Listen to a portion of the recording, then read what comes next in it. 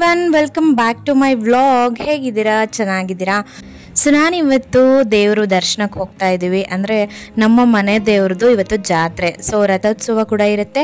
ಹಾಗಾಗಿ ಇವತ್ತು ಚಿತ್ರದುರ್ಗ ಡಿಸ್ಟಿಕಲ್ಲಿ ಬರ್ತಕ್ಕಂತಹ ಗೊಡುಬ್ನಾಳ್ ಅನ್ನೋ ಊರಿಗೆ ಹೋಗ್ತಾ ಇದ್ದೀವಿ. ಸೊ ಇಲ್ಲಿ ಬಂದ್ಬಿಟ್ಟು ಕಲ್ಲೇಶ್ವರ ಮತ್ತು ದುರ್ಗಾ ಪರಮೇಶ್ವರಿ ಟೆಂಪಲ್ ಇದೆ. ಇದು ನಮ್ಮ ಮನೆ ದೇವರು. ನನ್ನ ವ್ಲಾಗ್ಸ್ನ ರೆಗ್ಯುಲರ್ ಆಗಿ ನೋಡೋರು ಪ್ರತಿಯೊಬ್ಬರು ಕೂಡ ಈ ಟೆಂಪಲ್ನ ಕೂಡ ನೋಡಿರ್ತೀರ. ಬಿಕಾಸ್ ನಾನು ಆಲ್ಮೋಸ್ಟ್ ನನ್ನ ವ್ಲಾಗ್ಸಲ್ಲಿ ನಮ್ಮ ಮನೆ ದೇವ್ರ ದರ್ಶನ ಮಾಡಿಸಿರ್ತೀನಿ. ಸೊ ಬನ್ನಿ, ಇವತ್ತು ರಥೋತ್ಸವ ಇದೆ. ಏನೆಲ್ಲ ಆಗುತ್ತೆ, ಹೇಗಾಯಿತು ರಥೋತ್ಸವ ಅನ್ನೋ ವ್ಲಾಗ್ನ ನಾನು ನಿಮ್ಮ ಜೊತೆ ಶೇರ್ ಮಾಡ್ಕೊತಾ ಇದ್ದೀನಿ.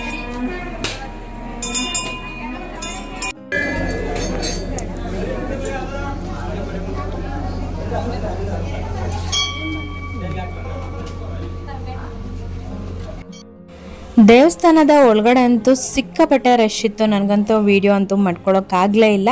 ಬಟ್ ಫೋಟೋಸ್ ತೊಗೊಂಡಿರೋದನ್ನ ಇಲ್ಲಿ ಆ್ಯಡ್ ಆನ್ ಮಾಡಿರ್ತೀನಿ. ಅಂದರೆ ದೇವ್ರಿಗೆ ಯಾವ ರೀತಿ ಅಲಂಕಾರ ಮಾಡಿದ್ರು ಅಂತ ಹೇಳಿಬಿಟ್ಟು ಆ ಫೋಟೋಸ್ನ ಮಾತ್ರ ಹಾಕ್ತೀನಿ. ಅಲ್ಲಂತೂ ನಿಂತ್ಕೊಳ್ಳೋಕ್ಕೂ ಜಾಗ ಸಾಕಾಗ್ತಿರ್ಲಿಲ್ಲ, ಫುಲ್ಲು ಶಕೆ. ಆ ದೇವಸ್ಥಾನ ಬಂದ್ಬಿಟ್ಟು ಫುಲ್ ಕಲ್ಲಲ್ಲಿ ಕನ್ಸ್ಟ್ರಕ್ಷನ್ ಮಾಡಿರೋದು, ಕಂಪ್ಲೀಟ್ ಕಲ್ಲುಗಳಲ್ಲಿ, ದೊಡ್ಡ ದೊಡ್ಡ ಕಲ್ಲುಗಳಲ್ಲಿ ಮಾಡಿರೋದ್ರಿಂದ ಸೊ ಒಳಗಡೆ ಸಖತ್ ಶಕೆ ಇರುತ್ತೆ. ಸೊ ಹಾಗಾಗಿ ವಿಡಿಯೋ ಮಾಡ್ಕೊಂಡಿಲ್ಲ, ಜಸ್ಟ್ ಫೋಟೋಸ್ ಮಾತ್ರನೇ ಅಪ್ಲೋಡ್ ಮಾಡಿದ್ದೀನಿ ಇದರಲ್ಲಿ.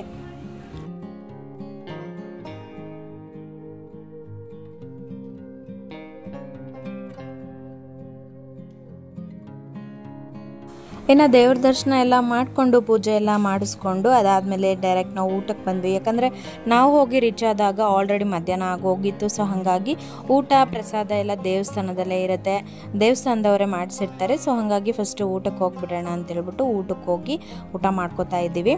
ನನಗಂತೂ ನಮ್ಮ ಮನೆ ದೇವ್ರ ಪ್ರಸಾದ ಅಂದರೆ ನನಗಂತೂ ಸಿಕ್ಕಾಪಟ್ಟೆನೇ ಇಷ್ಟ.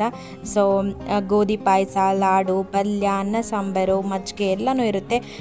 ಈವನ್ ಟೇಬಲ್ ಊಟ ಕೂಡ ಹಾಕಿಸ್ತಾರೆ ಅಲ್ಲಿ. ಸೊ ನಂಗೆ ಆ ಒಂದು ಫೆಸಿಲಿಟೀಸ್ ಅಂತೂ ತುಂಬಾ ಇಷ್ಟ ಆಗುತ್ತೆ.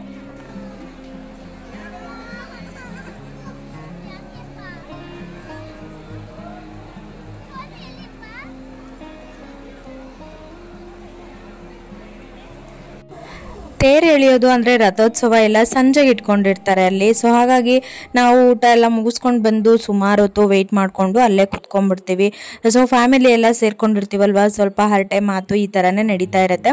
ಅದಾದ ನಂತರ ಸಂಜೆ ಮೇಲೆ ಉತ್ಸವದ ಮೆರವಣಿಗೆ ಎಲ್ಲನೂ ಶುರು ಮಾಡ್ಕೋತಾರೆ.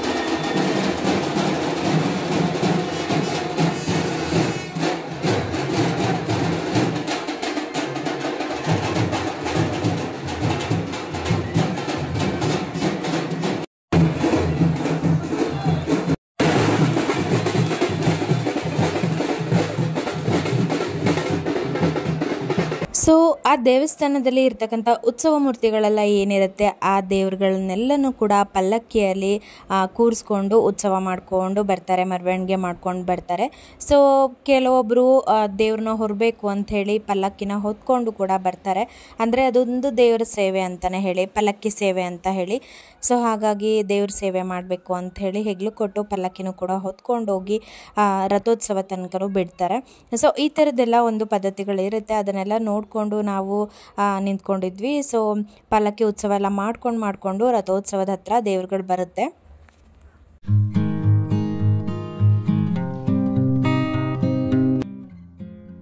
ಉತ್ಸವ ಮೂರ್ತಿಗಳನ್ನೆಲ್ಲ ತಂದು ರಥೋತ್ಸವದಲ್ಲಿ ಕೂರ್ಸಾದ್ಮೇಲೆ ಬಾವುಟ ಹರಾಜು ಕರೀತಾರೆ. ಅಂದರೆ ಮುಕ್ತಿ ಬಾವುಟ ಹರಾಜು ಅಂತ ಹೇಳಿ ಕರೀತಾರೆ.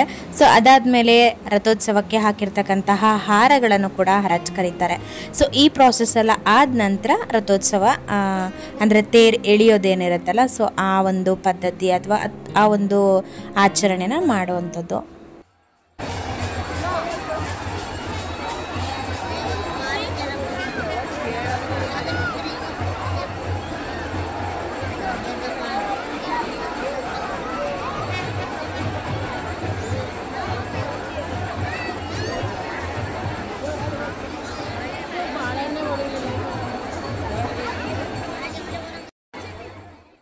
ಸೊ ರಥೋತ್ಸವ ಮುಂದೆ ಹೋಗಿರುತ್ತಲ್ವ, ಮತ್ತೆ ಅದು ದೇವಸ್ಥಾನದ ಹತ್ರ ವಾಪಸ್ ಬರೋವರೆಗೂ ನಾವು ಅಲ್ಲೇ ವೆಯ್ಟ್ ಮಾಡ್ಕೊಂಡು ಕೂತಿದ್ವಿ.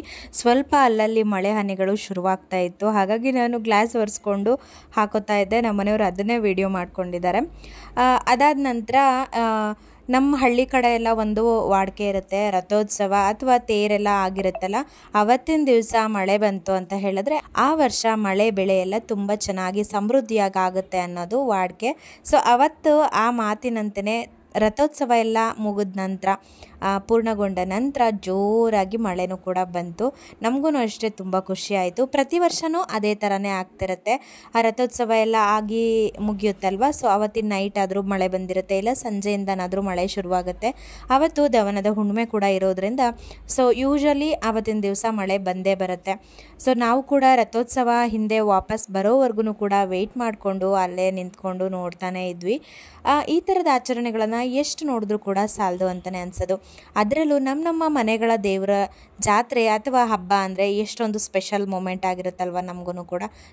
ವರ್ಷದಲ್ಲಿ ಒಂದು ದಿನ ಬರುವಂಥ ಹಬ್ಬನ ನಾವು ಪೂರ್ಣವಾಗಿ ಅಲ್ಲೇ ಆ ದೇವರ ಸನ್ನಿಧಾನದಲ್ಲೇ ಕಳೆದು ನಾವು ಅವತ್ತಿನ ಒಂದು ದಿನನ ಕಳೆಯೋದ್ರಿಂದ ನಮಗೂ ಕೂಡ ಎಷ್ಟೋ ಅಷ್ಟು ಮನಸ್ಸಿಗೆ ಶಾಂತಿ ಸಿಗುತ್ತೆ ಅಂತಲೇ ಹೇಳಬಹುದು. ಹಾಗೆಯೇ ಮನೆ ದೇವ್ರಿಗೆ ನಾವು ಎಷ್ಟು ನಡ್ಕೋತೀವೋ ಅಷ್ಟು ನಮಗೆ ಒಳ್ಳೆಯದಾಗುತ್ತೆ. ಸೊ ಯಾವ ದೇವರನ್ನು ಮರೆತರೂ ಕೂಡ, ಯಾವ ದೇವ್ರನ್ನ ನೆನೆಯಲ್ಲ ಅಂದ್ರೂ ಕೂಡ ನಾವು ನಮ್ಮ ಮನೆ ದೇವರನ್ನು ಮಾತ್ರ ಮರಿಬಾರ್ದು. ಯಾವುದೇ ಒಂದು ದೇವರ ಕಾರ್ಯಗಳಾಗಿರ್ಬೋದು, ವ್ರತಗಳಾಗಿರಬಹುದು, ಏನೇ ಒಂದು ಪೂಜೆ ಪುನಸ್ಕಾರಗಳನ್ನು ನಾವು ಮಾಡ್ತಿದ್ದೀವಿ ಅಂತ ಹೇಳಿದ್ರೆ ಮೊದಲು ನಾವು ಮನೆ ದೇವರ ಅಪ್ಪಣೆ ತಗೊಂಡು ಮಾಡಬೇಕು. ಮನೆ ದೇವ್ರಿಗೆ ಪೂಜೆ ಮಾಡ್ದೇ ಯಾವುದೇ ವ್ರತಗಳನ್ನು ಮಾಡಿದ್ರೂ ಕೂಡ ಅದು ಸಿದ್ಧಿ ಆಗಲ್ಲ. ಸೊ ಹಾಗಾಗಿ ಮನೆ ದೇವ್ರಿಗೆ ನಾವು ಅತಿ ಹೆಚ್ಚಿನ ಪ್ರಾಮುಖ್ಯತೆಯನ್ನು ಕೊಡಬೇಕು ಅಂತ ಹೇಳ್ತಾ ಇವತ್ತಿನ ಒಂದು ಬ್ಯೂಟಿಫುಲ್ ವ್ಲಾಗ್ನ ನಾನು ಮುಗಿಸ್ತಾ ಇದ್ದೀನಿ. ಐ ಹೋಪ್ ನಿಮ್ಮೆಲ್ರಿಗೂ ಕೂಡ ಈ ವ್ಲಾಗ್ ಇಷ್ಟ ಆಗಬಹುದು ಅಂತ ಅಂದ್ಕೊಂಡು ಇವತ್ತಿನ ಒಂದು ವ್ಲಾಗ್ನ ಇಲ್ಲಿಗೆ ಎಂಡ್ ಮಾಡ್ತಾ ಇದ್ದೀನಿ. ಮತ್ತೆ ಬರ್ತೀನಿ ಮುಂದಿನ ವ್ಲಾಗಲ್ಲಿ. ಅಲ್ಲಿವರೆಗೂ ನಮಸ್ಕಾರ.